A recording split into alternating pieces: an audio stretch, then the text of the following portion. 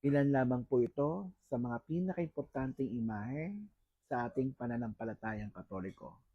Sa wikang Grego, ang mga imaheng ito ay tinatawag na akiropitos o akiropita. Ang ibig pong sabihin, ang mga imaheng ito ay hindi ipininta, hindi inuukit gamit-gamit ang kamay ng tao. Ano-ano po ba ang mga imaheng ito? Simulan natin sa image of Edessa o ang mandilyon na hawak-hawak ni St. Jude, ang Holy Face of Manopelo o ang telang ipinunas ni Veronica sa mukha ng ating Panginoong Kristo, ang Our Lady of Las Lajas, kung saan ang imahe ni Birheng Maria at ang batang si Jesus ay naukit o naipinta sa bundok sa Columbia.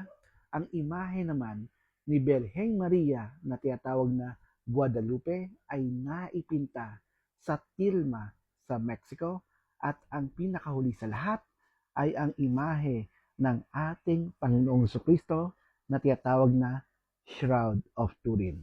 Sana po nakatulong ang mga impormasyon na ito, Akiropitos o Akiropita. Hanggang sa muli, Brother Paul, God bless.